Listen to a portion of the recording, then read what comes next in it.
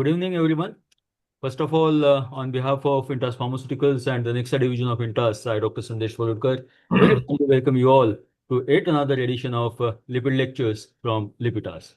The objective of Lipid Lectures is to explore the evolving cardiometabolic insights with the country's leading experts. As usual, today also we have two leading experts in the field of cardiology with us. Dr. Ashwani Mehta, who is going to be the speaker, and he'll be talking one important aspect of cardiovascular management. And the topic for our today's talk is early intensive lipid lowering post ACS, timing, targets, and outcomes. We are also privileged to have the chairperson for our today's event, Dr. Arup Das Biswas sir. So welcome both the faculties, Dr. Das Biswas and Dr. Ashwani Mehta sir. Uh, I welcome all the audience to our today's scientific event. And I will request the audience, if you are having any questions, please post it in the chat box. We'll be having the Q&A session towards the end of our today's program. So it is indeed my privilege to welcome and introduce our chairperson, Dr. Arup Das Biswas. Dr. Das Biswas is Senior Interventional Cardiologist and former Director, HOD and Professor of Cardiology at the Institute of Postgraduate Medical Education and Research. He holds multiple prestigious fellowships, including FCSI, FICC, FIAE, FIMS, and numerous fellowships with extensive experience in interventional and academic cardiology. Dr. Das Biswas has served as former Vice President of CSI and WBCSI and former President of West Bengal Academy of Echocardiography and examiner for DM and DNB cardiology programs across several universities. He has conducted numerous clinical trials and registries, published extensively in national and international journals, and served as faculty at major cardiology conferences and workshops worldwide. Dr. Das Biswas has also contributed to medical education and policy as the former MCI inspector, ethical committee member, referee for Indian Heart Journal, and advisory board member to the Department of Biotechnology, Government of India. Welcome, sir. And now I will request Dr. Das Biswas to introduce the speaker for our today's program. Over to you, sir. Thank you. Thank you, Dr. Sandesh, for the kind introduction that you have given to us. And I welcome all the members who are in the link. Good evening, everyone. So this evening is dedicated for a discussion in lipid management in acute coronary syndrome. We are all aware that we are almost amidst epidemic of coronary artery disease in India, and many of them suffer from acute coronary syndrome. And we all also know that we Indians are exposed to the risks and also develop the disease earlier in a more severe form, and mortality and morbidity is high in India. That's why we require a very aggressive management. Out of the major risk factors that we know, lipids are a major factor, particularly LDL1 along with LPA, that causes destabilization of the plaque. It leads to vulnerable plaque, lipid-rich core, which also leads to inflammation and vulnerability like rupture, erosion, etc., precipitating ACS. So while we treat ACS, we have to be aggressive regarding management of dyslipidemia also, and statins form the mainstay of therapy for that. But what we have recognized nowadays, that statins alone are not often sufficient to tackle this problem. To go for aggressive lowering of LDL, we have often to institute proactively a combination of therapy like statin and ezetimibe in combination altogether. These things will be discussed by our esteemed speaker. And we have also shown in our Lipid Association of India trial, this based trial, that even three drug combination, three oral drugs, is possible, like a powerful statin like rosuvastatin, ezetimibe, and bempedoic acid, and that leads to about 60 to 70% lowering in LDL and achievement of LDL goal in 80 to 90%. That was a small trial, however, just a passing remark. Now, to speak on this topic of early intensive lipid lowering, that means one has to be fast, one has to be aggressive, and one's treatment should be long lasting. So, these timing, target, and outcome will be dealt with by our esteemed speaker, Dr. Ashwin Mehta, and I have the pleasure to introduce him. Dr. Mehta is a senior consultant cardiologist at Gangaram Hospital and extensive expertise in clinical, invasive, and non-invasive cardiology. He completed MBBS and MD from Maulana Azad Medical College and DM Cardiology from LPS Institute of Cardiology, Kanpur, with over 2 decades of active clinical and academic experience. His major areas of interest include heart failure, preventive cardiology, heart transplantation, and cardiac clinical research, with involvement in landmark trials such as Paradigm HF, Paragon HF, RELY, and Emperor studies. Dr. Mehta has served as principal investigator and co-investigator in multiple national and international phase 2 to 4 clinical trials and has contributed significantly to heart failure and preventive cardiology programs in India. He has presented more than 70 scientific papers at national and international conferences, authored numerous publications and book chapters, and actively participated in teaching DNB super specialty cardiology. So, from his CV, you now know that he is one of the best persons to speak on this topic. Dr. Mehta, please. Good evening, Dr. Mehta. Over to you. Thank you so much, Dr. Biswas, for such a kind introduction.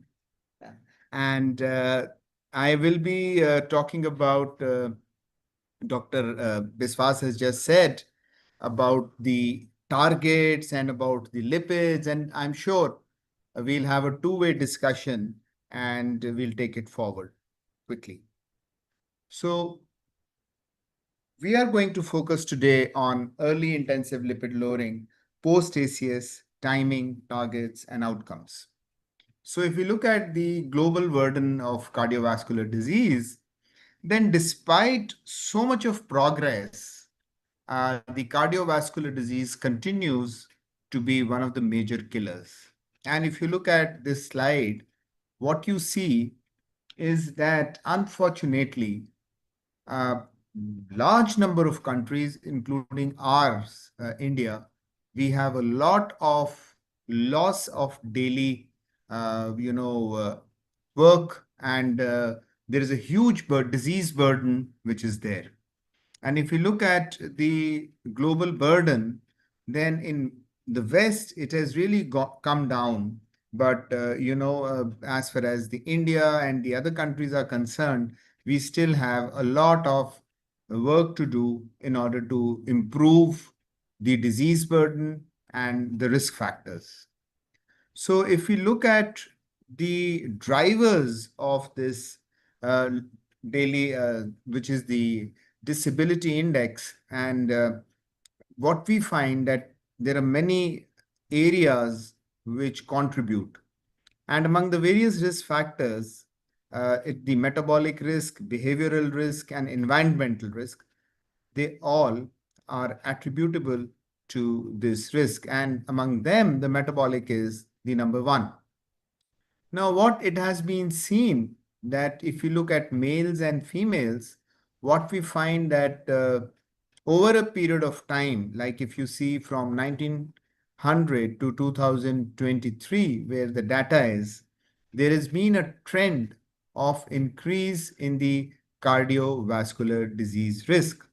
And what it has also been seen that it is a global crisis which is growing.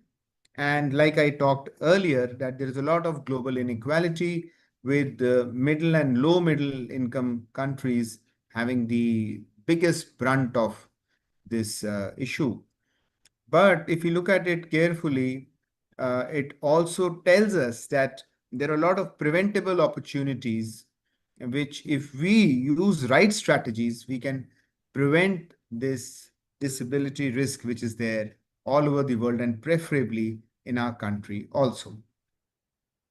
So, if any patient has acute coronary event like a myocardial infarction, then the residual risk persists. So there is a persistent high risk which follows that. And, if you look at immediate risk, it is very high. But even at 5 years, the long-term follow-up studies have shown the mortality rates to be about 20%. And like I said, the immediate risk is very high, and it is mainly post-discharge when it is highest, and then it continues to be high later on. Then another issue which is there is the recurrence rate. The recurrence rates also are high. And in patients who are stable post ACS, even in them, the annual recurrence rates are to the tune of about anything in between 4.4 and 6.7%. And like we have already discussed, there is a lot of global variability which is there. And now the most important thing is that if we have to intervene, when do we intervene? Here, the timing plays a very important role, and patients with ACS remain at an extremely high risk. And these are the patients, if we focus, then the outcomes could be definitely better. And the extremely high early risk, which is the maximum, is usually seen in the 90 days. And it is usually about 50% of all recurrent events post discharge. So, which means that if we are able to prevent this early risk, then probably we are going to reduce the MACE events recurrence significantly. Now, what exactly is driving these events? It is basically the pathophysiology of the vulnerable plaque post ACS. And we know ACS reflects diffuse systemic atherosclerotic instability rather than any isolated culprit lesion pathology with multiple vulnerable plaques, frequently identified through the coronary vasculature. And usually, many of them have a very thin cap, and these fibroerythromas are usually characterized by a lipid-rich necrotic core, which has a lot of macrophage infiltration. And also, we know that in the same core, there is a lot of material which, if released, can trigger inflammation and also the cascade of thrombosis. And what is the biggest driver of this lipid-rich necrotic core? It is the LDL. And the elevated LDL itself promotes, in addition to this necrotic core, the endothelial dysfunction, oxidative stress, and also changes the macrophages into the foam cells. And also there is the activation of inflammatory cytokines like IL-1 beta, TNF alpha, MCP1, which can trigger ACS. Following ACS, inflammatory activation accelerates progression and the destabilization of non-culprit plaques, increasing the risk of recurrent plaque rupture and thrombosis. The intensive LDL reduction promotes plate stabilization through the stabilization of the plaque itself as the necrotic core, which is mainly lipid. It is reduced. And not only that, there is also suppression of the inflammatory activity and also the progressive thickening of the fibrous layers which are there over these plaques. They also reduce significantly. So various imaging studies have also shown that if you give high dose statins and you reduce the LDL, then the stabilization occurs and the scores becomes better. This is a very important and a usual illustration, but this is a new picture which shows that this, if you see here, this is the rupture prone plaque with a very thin fibroatheroma. And when there is an erosion prone plaque, then this don't rupture inside, but they cause erosion and aggregation of the various materials like the platelets, the red blood cells, and there is a formation of a thrombus. Then there is a third type, which is the eruption-prone calcific nodule. Now, you can see here there is a calcification in the plaque, but even these can trigger the formation of a thrombus, and it is the eruptive calcified nodule. So typically, the ACS is triggered by any of these three mechanisms, whether it is the rupture-prone plaque, which is having a thin cap of fibroatheroma, or it's an erosion-prone plaque, which doesn't has the thick lipid core, or even the eruption-prone calcified nodule. All of them would cause thrombosis, cause ACS, and also can cause sudden cardiac death. So like I said, the timing matters in the lipid lowering. The clinical event curves from major ACS trials separate early, suggesting that the intensive lipid lowering confers meaningful benefits within days to weeks of therapy initiation. And in the Miracle trial, the atorvastatin 80, which was given within first few days from 24 to 96 hours after the ACS, it showed that the events reduced to the tune of 16% at this 16 weeks. Now, what the Miracle trial showed that if you load the ACS patients with atorvastatin 80, which is the high dose, you reduce events, and that led to a change in the way we treat patients.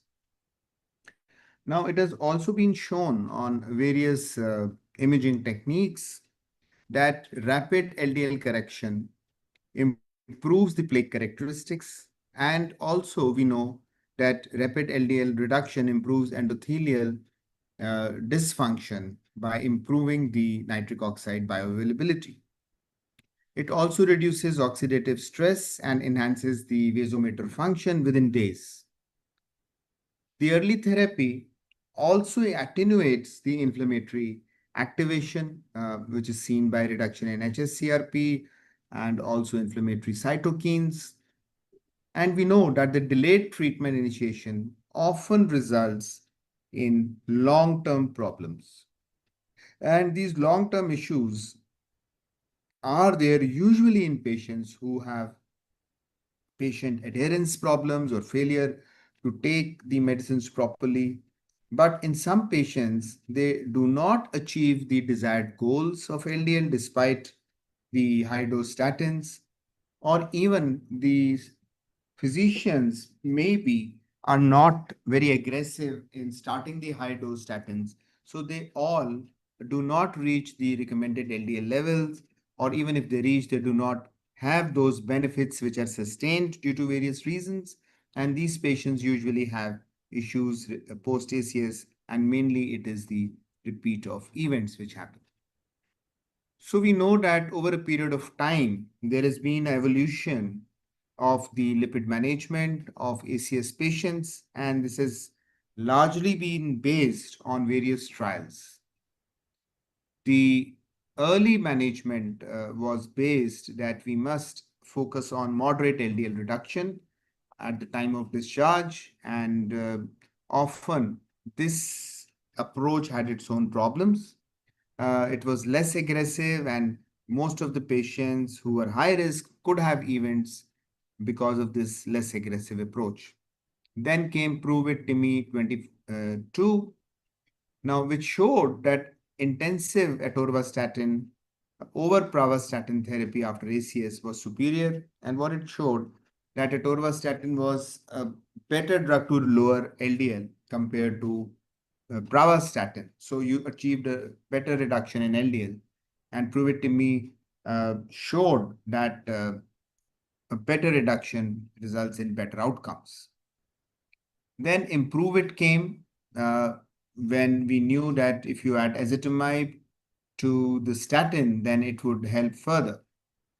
Then the breakthrough came about with the PCSK9 inhibitors, and what it showed, both with Fourier and Odessi, that if you are able to reduce LDL to 30, then it was effective in reducing events. And not only it was effective, it also proved that it carried no greater risk. It was safe. So if you look at the current treatment, it is basically based on this philosophy, which is that you lower it earlier and for a longer period of time. And how do you do it? You use high intensity statins and also maintain it. Do not reduce these high intensity statin over a period of time, because you need to maintain these low levels if you want to have a proper sustained benefit. So the guidelines also came about, which mirrored these changes based on trials and the contemporary science, and the 2023 ESC/ACS guidelines immediately recommended that we should use the high intensity statin in patients of ACS irrespective of baseline LDL values. So you need not wait, but you try and use high intensity statins. And the whole idea is to get the LDL levels less than 55 or at least 50% reduction. And it also talked about that patients who are having recurrent events, then it would be wiser to keep the LDL less than 40. In these guidelines, it was recommended that if you do not achieve the levels in 4 to 6 weeks, then consider adding ezetimibe or PCSK9.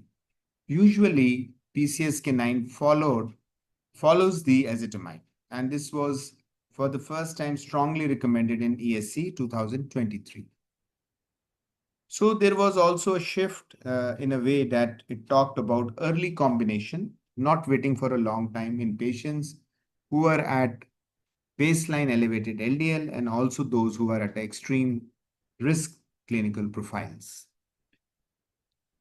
Then one of the very important paper came about which talked about combination lipid lowering therapy after ACS. And it suggested that whether we should be using combination right up front or not. So the early combination, this paper showed, represents a much more pragmatic strategy to accelerate the LDL-C goal achievement after ACS. And it also balanced the trend towards the personalized risk-based management and simplified the treatment. And the CSI guidelines of 2024 did tell us that we should use high-dose statin with ezetimibe right in the beginning. And now even the latest ACC guidelines talk of using combination in ACS right in the beginning. So if you look at early combination therapy post-ACS, then if you look at the various subset of patients and you look at the guidelines, now in this slide it is 2025, but we now have 2026 guidelines also for lipids which have come about. And I will try and simplify this and try to offer that today the guidelines talk of using high intensity statin, but the European guidelines say that if it is expected that you are not going to reach that, then consider adding ezetimibe or a PCSK9 or a bempedoic acid right in the beginning. And that's what is mirrored in the all latest guidelines, which talk of combinations much early. And this is what is the latest 2026 guidelines, and they have revised. And what it is said that in patients who are having very high risk, then the LDL goal, like I said, should be less than 55 or more than 50% reduction. And therapy is obviously high intensity statin. And if you want less than 55, you can add ezetimibe or a PCSK9. Now, in patients who are there for secondary prevention, then it has been recommended to get the LDL less than 70. And here again, first line is a high intensity statin, and maybe consider adding ezetimibe if you're not reaching the levels. For primary prevention, the guidelines have now come down to 100. And the way to go about it is using a moderate intensity statin. And here's something new which has come up is that you can do a calcium scoring in primary prevention. And based on calcium scoring, you can add the therapy or intensify the therapy. Like if the calcium scoring suggests that there is calcification and there is evidence of ASCVD, then you can intensify the therapy. Now, there is another category, which is if the baseline LDL is more than 190, which is suggestive of hypercholesterolemia. There again, we want the levels to be less than 100. We can use combination right in the beginning, like statin plus ezetimibe, and maybe if it fails, add the PCSK9 inhibitors as well. So if we look at the present scenario, then where are we lacking? So the reality check exposes that many times it is the clinical inertia which is responsible for physicians of not using the drugs which are there in the armamentarium to reach the adequate LDL targets. And this is happening despite potent statins being there, and despite evidence from various studies like Da Vinci, which showed that only 18% of very high risk individual achieve the targets of less than 55. Now, again, this was confirmed in the registries from Europe, like the Santorini registry and the Gold registry in the US. And the biggest reason which was identified was the problem at the end of the physician, which they termed as clinical inertia, which is leading to persistent residual risk. And this mandates a stepwise shift to upfront high intensity statin or a combination of lipid lowering therapy much early. And this is what is the crux today, that we should use upfront high intensity statin or a lipid lowering combination therapy much earlier. So what exactly is high intensity statin? So it is atorvastatin, anything between 40 to 80, or rosuvastatin 20-40. And the evidence suggests that they would typically reduce the LDL by 50 to 60% initially, and also reduce the inflammation, which is mirrored by HSCRP. And the meta-analysis demonstrate that every 1 millimole, which is about 38 milligram reduction in the LDL, there is a reduction of 22%, which is seen. And also it has now established that early in-hospital initiation significantly improves the long-term adherence rates compared to the delayed outpatient initiation strategies. Now, if we relook at the Miracle study with 3,000 patients with unstable angina or non-STEMI, they were given atorvastatin 40 or placebo within 24 to 96 hours. And it showed significant reduction in recurrent symptomatic ischemia requiring urgent hospitalization. And the median LDLs fell from 124 to 72. If you look at the baseline, then it was significant decline. And it also established the safety of using high-dose atorvastatin in stabilizing the plaques. And this was the key finding. If you see here, death, non-fatal acute MI, resuscitated cardiac arrest, or recurrent symptomatic myocardial ischemia, and they were all reduced significantly. Prove it again in ACS patients 4,162 patients, firmly established high dose atorvastatin was superior, and it was compared against pravastatin, which is not that potent statin. And you see the benefits as the number of patients are less who are having death, MI, or hospitalizations for ACS up till the period of 30 months, which is quite significant. And then came the A to Z trial, where the simvastatin was used. And in this trial, the use was that of using the simvastatin in ACS. So it was basically a conservative statin therapy trial, and it showed that although primary endpoint reduction did not reach statistical significance initially, as you can see here, the curves do not separate early by about 8 months or so, but then they continue to separate significantly. So even a modest reduction can cause benefits. So what exactly drives the risk even if you have given the statins? So let's have a look at it. Despite high intensity statin, a subset of patients with ACS would continue to have events. And we know that with monotherapy alone, you can just reduce by 40 to 50%. And this residual risk is driven by ApoB. Now, ApoB in itself is the main molecule which is present in the non-HDL cholesterol. And here again, the elevated triglycerides, lipoproteins, LP small a, and also the inflammation, they all play a role in plaque instability, and imaging studies demonstrate that persistent non-culprit plaque vulnerability despite aggressive statin therapy persists, and this can be taken care by intensive lipid lowering. Now, these observations support earlier implementation of combination lipid lowering approaches, including ezetimibe and PCSK9 inhibition.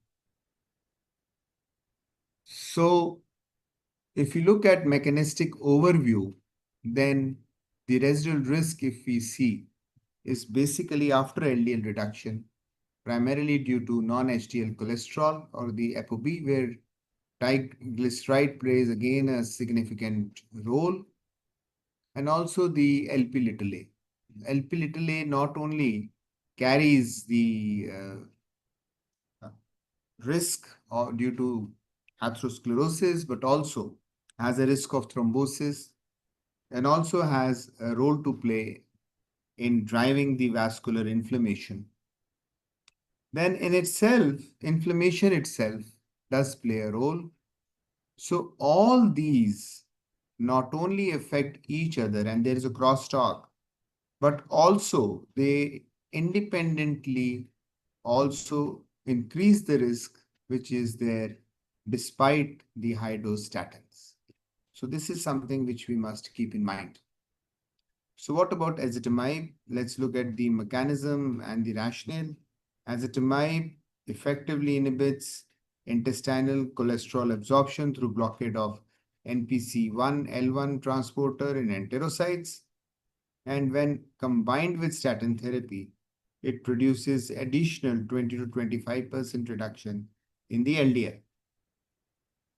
The combination therapy enhances LDL receptor upregulation while minimizing the compensatory cholesterol absorption mechanisms. Ezetimibe demonstrates an excellent tolerability, safety profile with minimal risk of hepatic or muscular adverse events.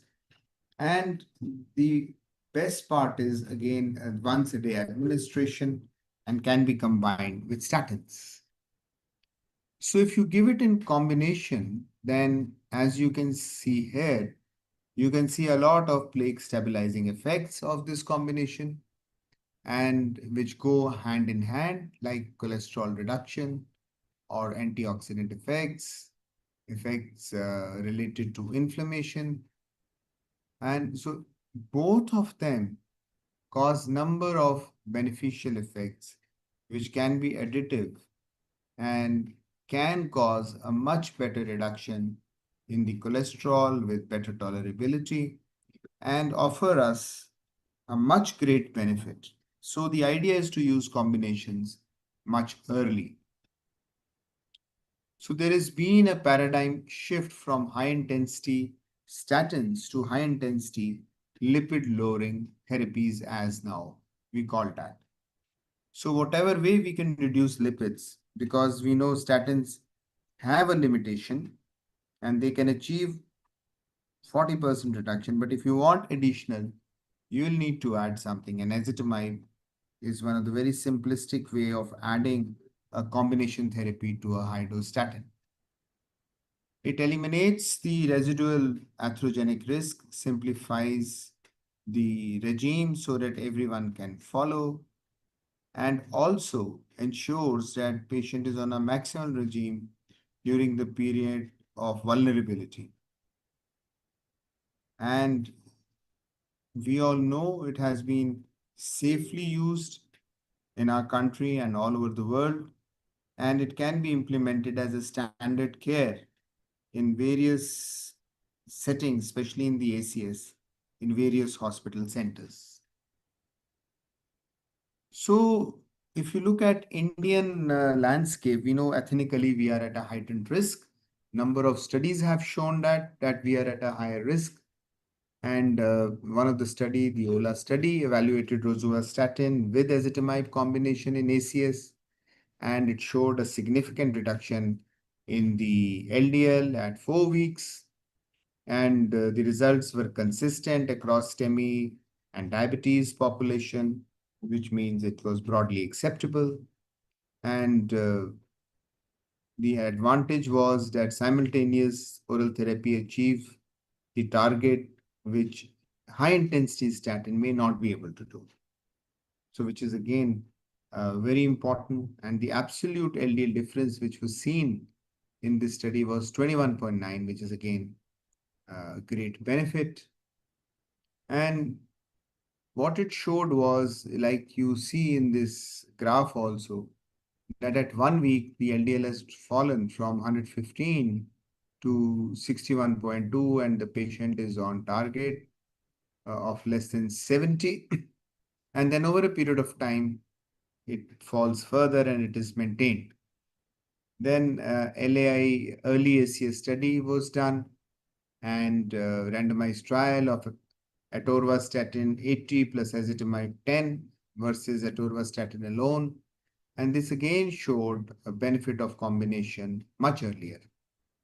And the goal attainment was also much earlier. Then came the Poland ACS study. It was registry and first real world registry analysis to demonstrate a direct survival advantage for an upfront approach. And you can see here the mortality benefit which is seen when you give statin plus ezetimibe in this Poland registry. And also evidence from Sweden, from Sweetheart, which captures 90%, more than 90% of MIs patients, and has been there in Sweden for a very long years. And it has shown that high intensity statin as a monotherapy can be insufficient and we need to add something. And this is the MACE and the cardiovascular death. And if you see here, the ezetimibe initiation after the myocardial infarction protects against the later cardiovascular outcomes, as you can see here. No ezetimibe versus late ezetimibe versus early ezetimibe, and the best outcomes are those in patients who have early ezetimibe. So you should add it much early, as you can see, rather than adding late or not adding at all, which has been nicely seen in this Sweetheart study.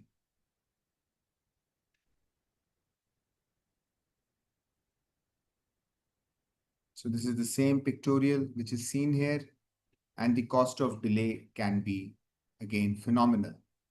Then came the racing trial, moderate statin combo with high intensity statin, and this also supported the use of high intensity statin. Improve it showed us, we have already discussed about it. And then the PCSK9, the new kid on the block as far as the lipid lowering is concerned, showed that in addition to ApoB and non-HDL, it also reduces Lp(a) by about 25%, and which can be contributing in addition. So the difference in mechanisms, if you see, of all these drugs which are there, I'll just talk about PCSK9. What it can do is basically the PCSK9 inhibitors prevent the degradation of LDL receptors. So they do not get degraded early. They live for a longer time on the liver, and they're able to get more of LDL molecules inside, thereby reducing the LDL levels. 4-year trial, and Odyssey used these the PCSK9 inhibitors and showed much better result. But I'm going to talk a little bit about the Pacman AMI study, which used imaging, OCT, and IVUS to look at the non-culprit plaque characteristics after the ACS. And what it showed was that intensive lipid lowering produced significant reduction of the plaque burden and lipid core, which was there. And this mechanistic observation closely parallels the reduction of ischemic events. Huygens trial used evolocumab and OCT, again showed a similar findings. So how long we should go, that has been a big question. And inflammation and lipid lowering also needs to be studied in detail, although Cantos and Colcott demonstrated that the anti-inflammatory therapies can reduce recurrent ischemic events, but they have not come in guidelines up till now. So the future looks very interesting as far as inflammation is concerned. I think number of trials are underway with ziltivekimab and other drugs, which might tell us that we might be adding that in our armamentarium in ACS also. Lp(a) up till now, there is no study in acute myocardial infarction. The study for secondary prevention is going on by the name Horizon study, and the result is expected. In special population, again, the benefit of combination therapy is there.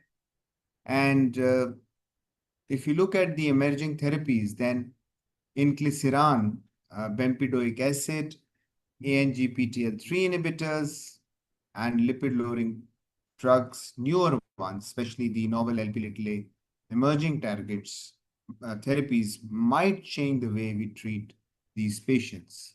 So the proposed algorithm now is that you should give high-dose statin plus ezetimibe right in the beginning, and if the patient doesn't reach target, consider adding PCSK9. And if your patient still has a residual risk, consider adding bempedoic acid or EPA if the triglycerides are high. So I'd like to end here by saying that post-ACS period represents a phase of great vulnerability. Intensive LDL lowering should be done as early as possible, and it is possible to do that with combination therapy, for which we have huge evidence, and that is the way to prevent the events, especially after ACS. And remember, we have to keep it for a long time. Lower, also earlier, longer should be used for sustained and aggressive LDL reduction. Thank you so much for your kind attention. Thank you, Dr. Mehta, for the nice and erudite talk of yours. You have highlighted the issues beautifully, the pathogenesis, pathophysiology of plaque formation and rupture and complications, and how to lower them. And you have highlighted importantly the issue of combination therapy, whatever the combination is, but it should be high intensity statin plus one another drug, maybe 3 drugs in certain cases, resistant cases, and the role of PCSK9. That's a problem in our country, that is a very high cost therapy, and majority of our patients cannot afford it. So maybe a 3 drug oral combination an answer to this, but it is not yet well popularized. So I'm going to the question box. We don't have much time. Maybe in 10 minutes we can cover up the issues of discussion. And as Dr. Mehta has covered almost all the aspects I think it would be just reiteration of whatever he has said in the discussion part. So one question what I find in the chat box is Dr. Mehta, with early invasive intensive combination therapy post ACS, we are increasingly seeing patients reach ultra low LDL levels below 15. Given the lack of long-term safety data on maintaining such nadirs, what is your physiological threshold for too low, and how to do it clinically? Identify the point where the risk of neurocognitive or metabolic sequel outweigh the benefit of continued dual inhibition. This is from Dr. Sayan Chatterjee from Howrah. And another question is there, how to de-escalate dual therapy statin plus ezetimibe to monotherapy, and when to do lipid profile, how often? This is another question from Dr. Shubhodas. You can take up both the issues together. Thank you so much, sir. So, if I look at the first question, now this is a very genuine concern that what happens when there is ultra low LDL level. So, I'll try to answer it based on the evidence. So, there are evidences about the very ultra low LDL, and I'll say not just levels of less than 25, but even in single digits. Like, so where is the evidence? The evidence came from the trials like Fourier and Odyssey. And these studies showed that reducing LDL to extremely low levels and patients even less than 25, 10, so they were all there, they did not show any safety concerns. Then we know that there is a genetic evidence that in certain people, they do not have genetically, the LDL receptor pathway, which is, it doesn't get degraded, and they have very, very low LDL. And in those people, because of these genetic mutations, the families, the LDL levels are very low, maybe less than 20. So they do not have any kind of issues with any kind of metabolic or any other problems. It has been shown that there is no increased risk of cancer, no risk of intracranial bleed, and no risk of any kind of endocrine problems. So this comes us to the question that what happens to the synthesis of various hormones and various things which use cholesterol as the precursor. So interestingly, now it has been shown that what we are lowering is the levels in the blood, not intracellular. And each cell produces its own cholesterol, which is distinctly different. And it does not participate in ASCVD, neither it is affected by the drugs which we are giving. And that does not disrupt the synthesis of the various important hormones. So low cholesterol, low LDL, even in single digits, does not really show any kind of problem. In fact, it has been associated with a longer life. So that is the reason why ultra low part we are quite happy to achieve. And the curves started to reduce till 30. So there was an editorial in NEGM which talked about why not getting everyone low till 10. We do not have great evidence for that. But then we know that very low, ultra low doesn't really create issues like I just enumerated. The question comes that for how long? And there is a part of this particular question that how to de-escalate dual therapy. Well, we have no answer to that, but if your patients are doing well, you should not try to de-escalate to monotherapy. And we still do not have a very foolproof answer to this question that maybe if a patient has had ACS, you're given these therapy for 2 years, 3 years, would you like to de-escalate? We don't have answer, to tell you frankly. Thank you for the kind and crisp answers. And I fully agree with you that what is there inside the cells, maybe in the neuronal cell, maybe in the adrenal, wherever there are, they are sufficient to keep on the physiological activity. And Fourier showed that lowering as low as 15 didn't produce a problem. But still, we don't have very long-term trial, like True. keeping it for lifelong, 10 years more. Whether there is any problem, we don't have the answer. But likely that it is something like LDL is an excretory product. Whatever is extra is getting excreted through the hepatic, metabolism, and that is not causing any problem as the useful things have already been utilized at the places where they are meant to be, either in the endocrine system or in other cells, cell membrane, as you said. But about the neurocognitive and about de-escalation, there is no, telltale answer, and the guidelines are also not clear about that. Maybe these studies are covering up to 3 years, 4 years at the best. But if the drugs are not producing any specific side effect, like the hepatic enzymes are too high, CPK is going too high, or the patient is having extreme myalgia, I don't find anything to, de-escalation is needed.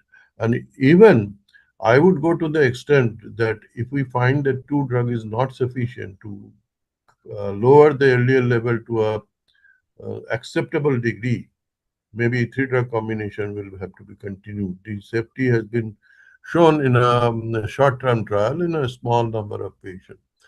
However, these patients are not too many. Majority are controlled with two drugs alone. Now, whether it is ezetimibe or whether it is a PCSK9 inhibitor depends upon many factors. Besides the power of PCSK9 inhibitor, we have the problem of affordability. If the insurance provides us or uh, the patient can afford the therapy. These are while evidence-based by now, be it evolocumab, be it alirocumab, be it inclisiran, all are quite well evidence-based. Now, another question is there, which ACS subgroup benefit most from very early intensive lipid lowering, STEMI, multivessel disease, diabetes, CKD, recurrent ACS, or elevated LPA? There is a question. And another question is from the same person. How soon after discharge should lipids be rechecked, and when should therapy be intensified if LDLC goals are not met? Dr. Mehta, please. Yes, sir. I think the first part, what the question has been asked, at which subgroups, all subgroups, it works very well. And this is a very important question, that how soon after discharge we should be checking it. Traditionally, in the various studies and the recommendations have been 4 to 6 weeks. And that is what we have been sticking to. 4 weeks, I think, is a reasonable time to check if you're giving high dose intensity statins. Because if you see in one of the graphs I had shown of rosuvastatin and ezetimibe combination, it stabilizes by 4 weeks. So if you check at 2 weeks and you find it a little high, you might be tempted to add on another therapy, which might not be really required. So 4 to 6 weeks is the time we should be looking at it, rechecking after discharge. I think in general it is quite acceptable, but as we know that our patient-specific therapy has to be there, and one size may not fit all. So yes, 4 weeks is a quite good estimate. But if we think that the initial estimate something went wrong, or it was too high, or we found that the not only LDL TG was too high, we are afraid of other problems like pancreatitis, etc. in the same patient, maybe an RDL estimate may be necessary so that we find that whether TG is also well controlled or not. Now, regarding LP small a, our present drugs can lower it up to maximally 20 to 30%. There are other drugs in the pipeline which may be useful both in the chronic and acute subset. But I just want to remind our audience that at least once the LPA in our country should be assessed in each and every person. I'm not talking about each and every patient. we should know about what is the LPA status. Then we go straight ahead to the very high risk management category, that is lowering LDL to below 55. And we are also aware of the extremely high risk group where it may be necessary to lower LDL below 40. So we are talking about lowering it below 15. Our esteemed members have asked, but at the same time, we should be aware that in some patients, it is not just sufficient to lower up to 70 or 55, maybe below 40 as per LI guidelines. So regarding discharge, I think this question you have well answered. One problem may be there in diabetes or in CKD. Do you think there could be the choice of statin would matter, and also the dose? Yes, They are I very think, important. They're absolutely necessary. I do agree and do yeah. recognize. But So whether in, our choice of yeah, drug and dose modification. true. So in patients with CKD, so there have been some reservations which have been there with use of rosuvastatin. And so you can use atorvastatin, and also the dose, probably you can use half the dose which you use in non-CKD patients, depending on the severity of CKD. In mild to moderate, mild CKD, you need not change it. But patients with EGFR of less than 30, you can consider using just atorvastatin and also using half the dose. Thank you. Dr. Sandesh, do you find, is there any other question?